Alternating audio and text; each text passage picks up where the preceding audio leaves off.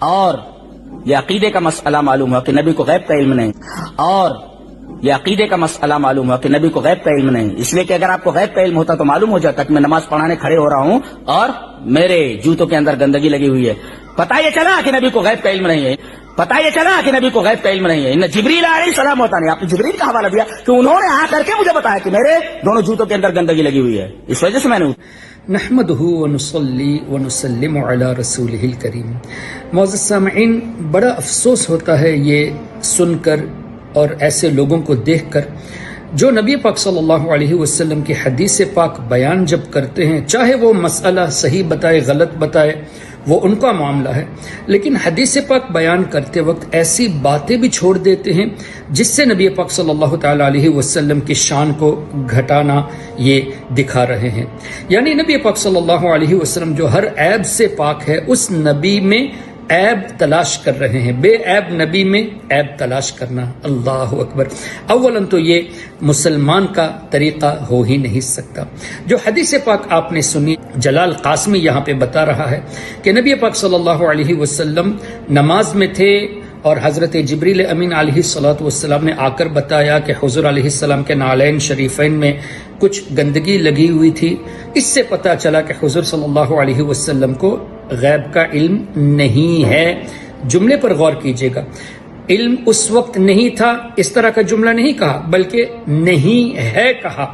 اب اس سے تو ایک تو یہ ثابت نہیں ہوتا کہ نبی پاک صلی اللہ علیہ وسلم کو غیب کا علم اس وقت بھی نہیں تھا، اس لیے کہ اس حدیث کی شرح آپ دیکھ لیں گے تو آپ کو مسائل کے ساتھ وضاحت مل جائے گی۔ اس لیے کہ اگر واقعی میں ایسی نجاست ہوتی جس سے نماز فاسد ہوتی تو نماز کا دہرانا ہوتا، لیکن حضور علیہ الصلوۃ والسلام نے وہاں نماز دہرایا، اس کا تذکرہ نہیں، تو بلکہ وہاں محدثین نے یہ بھی لکھا ہے کہ جیسے رینٹ، تھوک وغیرہ جو ایسی نجاست نہیں ہے، یعنی ایسی چیزیں نہیں ہیں جس سے نماز فاسد ہو جاتی ہو۔ خیر یہ ایک الگ مسئلہ ہے، فقہاء کرام کے درمیان اس پر الگ سے گفتگو کی جا سکتی ہے۔ یہاں بتانا یہ ہے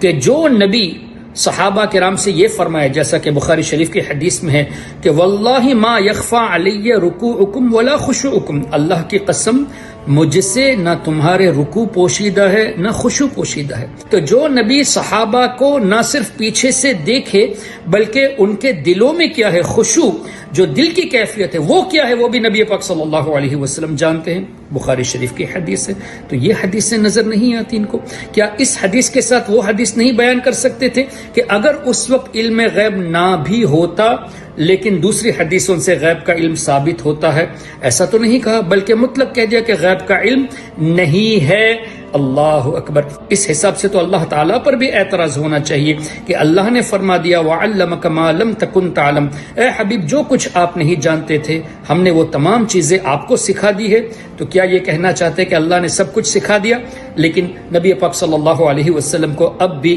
غیب کا علم نہیں؟ جبکہ اس آیت کریمہ کی تفسیر میں تمام مفسرون نے یہ لکھا کہ عالمی ما کان وما یکون ہے حضور، یعنی جو کچھ ہو چکا وہ بھی اللہ نے سکھا دیا، جو کچھ قیامت تک ہونے والا ہے وہ بھی اللہ نے سکھا دیا، اور دنیا کا بیان بھی سکھا دیا، آخرت کا بیان بھی سکھا دیا۔ اس سے یہ پتہ چلا کہ یہ لوگ نبی پاک صلی اللہ علیہ وسلم کے تعلق سے اپنے دلوں میں بغض رکھتے ہیں، نہ صرف خود رکھتے ہیں بلکہ دوسروں کے دلوں میں بھی اس طرح کے وسوسے ڈال کر ان کے ایمان کو بھی لوٹنے کی کوشش کرتے ہیں۔ اس لیے ہمیشہ یاد رکھے کہ کسی کی بھی تقریر سننے سے پہلے ان کا بیک گراؤنڈ ضرور دیکھ لے، اگر وہ اہل سنت و جماعت میں سے نہیں ہے تو ہرگز نہ سنے، اپنے ایمان کی حفاظت کرے۔ السلام علیکم۔ اگر آپ نے ابھی تک ہمارا چینل سبسکرائب نہیں کیا تو ہمارے چینل کو سبسکرائب کر لیں